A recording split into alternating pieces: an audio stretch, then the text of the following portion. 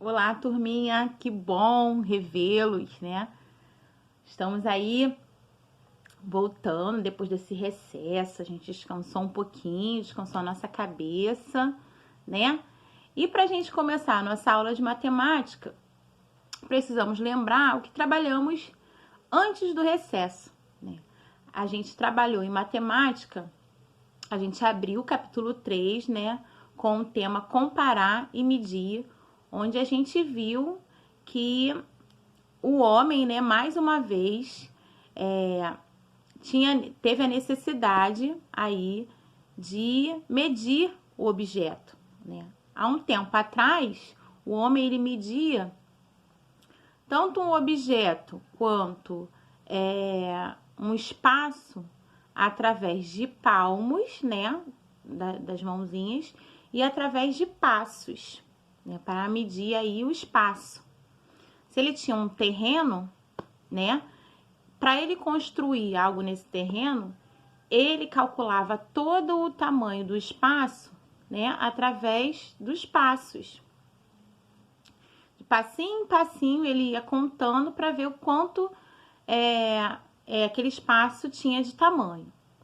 Então, vamos prosseguir, né, com a matéria, mas agora vamos conhecer a evolução desses instrumentos aí de medida.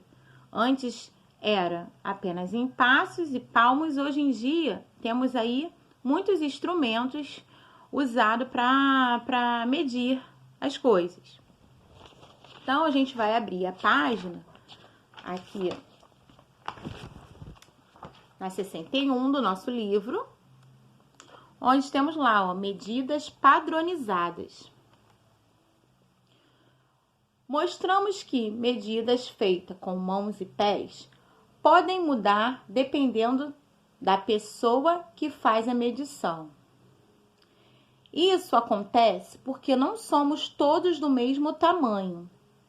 Se todos usamos, em vez de mãos e pés, medidas fixas para medir as coisas, as medições serão mais precisas. Então, a partir do momento que o homem, e até mesmo na aula antes do nosso recesso, a tia pediu para que vocês medissem a mesa que vocês estudam aí na casa de vocês, com palmos da mão de vocês. Aí cada colega apresentou um tamanho diferente, né? Uma quantidade, na verdade, diferente. Isso significa que todos nós, na verdade, não somos iguais, não temos os mesmos tamanhos. Por isso que o livro, ele fala agora em medidas padronizadas, porque, na verdade, essa técnica usada pelo homem, ela acabava que não dava muito certo, porque cada um tinha um tamanho, então não tinha uma medida exata. Então, aí o surgimento das medidas padronizadas e dos instrumentos que nós vamos conhecer à medida que a tia for passando pelas páginas. Então, medir e verificar quantas vezes uma medida conhecida cabe em outra desconhecida.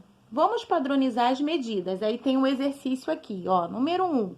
Meça usando palitos de fósforo pequenos cada uma dessas tiras. Aí vocês vão pegar o palito e vão medir, ó. Quantos palitos mede aproximadamente a tira vermelha? Depois a verde e depois a azul. Aí lá na letrinha B, qual das tiras é a mais comprida e qual é a mais curta? Letra C, compartilhe com seus colegas as respostas dos itens anteriores. As respostas foram precisas? D, desenhe uma tira com o tamanho de 3 palitos. Bom, aqui já na página 62 do nosso livrinho, já vai apresentar pra gente os instrumentos, ó. Esses dois aqui que vão ser apresentados, nós já conhecemos. Esse aqui a gente usou numa aula antes da gente entrar na quarentena, que pedia para que a tia verificasse o tamanho dos alunos, né, da turma. É a fita, né? E esse aqui é a régua que a tia usou antes também da gente entrar de recesso, para verificar o tamanho dos pés de vocês, né? É a régua, a fita métrica e a régua. Vamos lá. Como meço coisas pequenas? Coisas pequenas como celulares, canetas, livros, insetos, entre muitos outros, podem ser medidos em centímetros. Centímetro é uma unidade de medida padrão para medir comprimentos. Observe alguns instrumentos que usam o centímetro como referência para medir coisas pequenas. Então, a régua, por exemplo, por ser mais rígida, geralmente mede linhas retas como o comprimento de altura e largura. A fita métrica é útil para medir coisas curvas, como o corpo humano, por exemplo. Para a costura de uma roupa, ela é fundamental. Observe como medir algumas coisas com uma régua. Então, aqui eu tenho 3 imagens. Vocês, no caso, vão ter que medir essas 3 imagens. E aqui, nesse espaço, vocês vão estar colocando qual foi o tamanho, né? Que vocês viram aí que ficou na régua. E na 2, qual figura é a mais comprida? Aí vocês vão escrever aqui a figura mais comprida. Na página 63, eu tenho lá, podemos escrever a palavra centímetro com essas 2 consoantes aqui, C e M, que é a abreviatura da palavra centímetro. Então, no 3, está pedindo pra gente medir os lápis, né? Cada lápis, né? E colocar aqui a medida. Na letra A, qual é o lápis mais comprido? B, qual é o mais curto? C, qual é o comprimento do lápis mais grosso? E no D, qual é o comprimento do lápis mais fino? E na última atividade, na página, nós não vamos fazer, lembrando que nós não vamos fazer a 64, tá?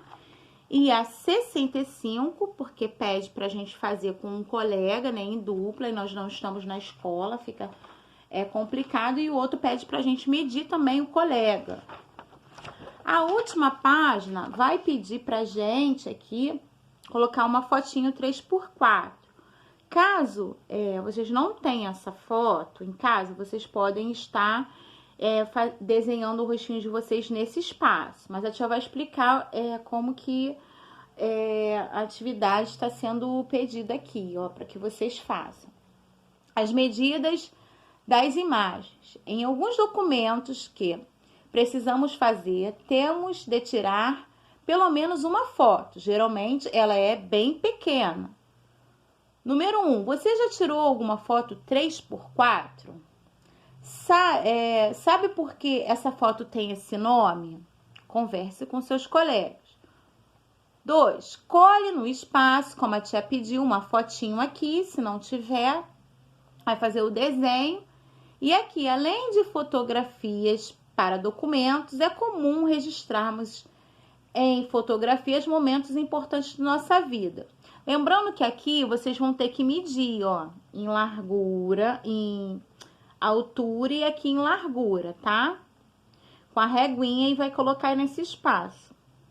Aqui é a mesma coisa, ó. Observe esta imagem e registre sua largura e comprimento.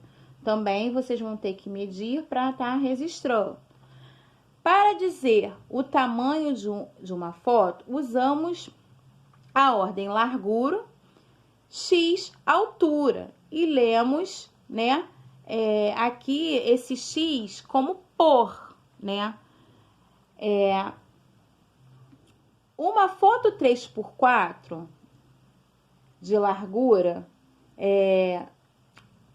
uma foto com 3 centímetros de largura e 4 centímetros de altura é chamada de 3x4.